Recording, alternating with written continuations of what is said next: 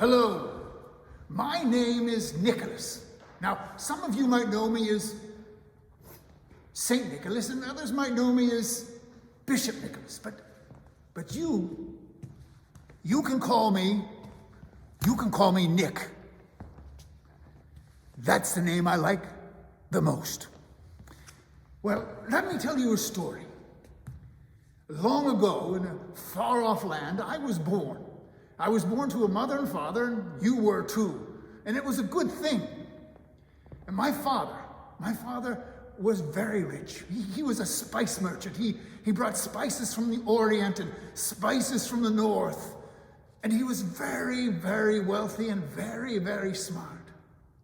And every night, my mother and father would take me and read to me. They taught me to read too, but first they would read to me, so I began to understand and appreciate language.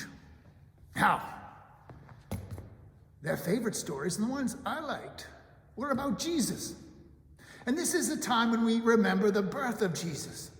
Well, they told me those stories too. And they told me about his teaching. And they said, Nicholas, the most important thing in the world is for people to love each other. Well, I thought about that. And I pondered it in my heart, much like Mary pondered the birth of her son. Those days, there was a great plague, a lot like COVID right now. Many people died through the whole world, and there were no vaccines, there was no medicine. And my parents, they both died. And they left me, Nick, alone, but with a great fortune. And with great fortunes comes great responsibility. One could be very, very rich and very, very miserly. Or one could remember the teachings of Jesus, that we love each other and do what we can to make the world a better place. That became my mission. And so, from there on in, I took that vast fortune of my mommy and my father, and I began to spread it and to try to make a difference in the lives of people. Because the most precious gift we can give is a gift of love. Now let me tell you two very quick stories, and then we'll be off with the night. Now, the first story, the other day, I saw a little girl. I remember her when she was very, very small. I saw her walking along the roadway, and she was walking with her mother. And I remember her mother when her mother was very, very small too. And at a certain moment, the daughter reached up and held her mother's hand. It was a very simple gesture. And you wonder how I saw it. Well, I was wearing sunglasses. And the amazing thing is when I wear sunglasses, people just don't recognize me. Anyway, I saw this, and I was captivated. Because the mother looked so happy. The daughter was 45, and the mother was 70. Nothing more precious than the touch of one loved one to another.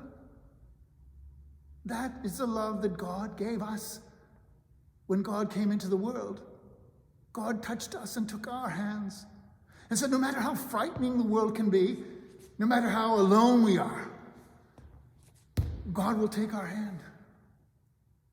Now, the second story, the other day, I went to the cobbler. Now, I know many of you don't know what a cobbler is, but in my day growing up, a cobbler took care of your shoes.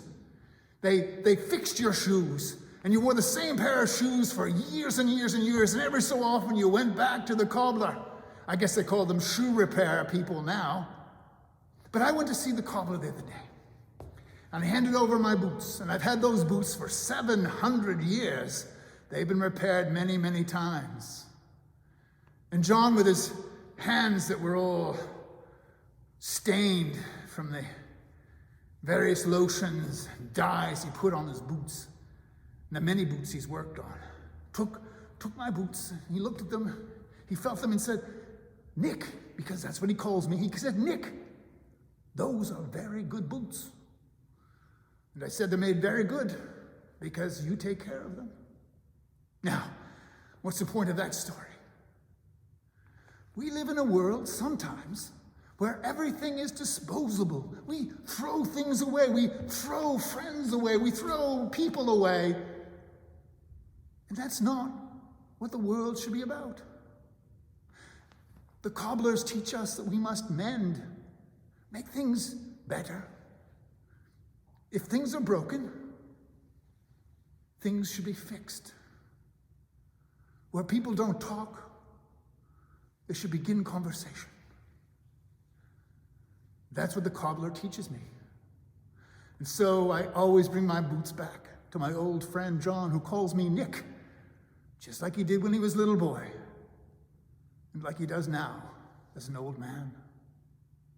I have to go, and you have to get on with your night too, I know. It's so nice to see you. I know I can't really see you, but I can see your heart, and your heart is good. So this is a time when God takes our hand and says, I love you. This is the time when God takes our hand and says, let's fix up and bind up all those things that are broken in our world. Someone has to do it. It might as well be you, because you're precious. You're precious. You're precious in the sight of God. And in my eyes too. So to all of you, a very Merry Christmas. Enjoy and stay healthy and stay safe and take care of each other. Merry Christmas.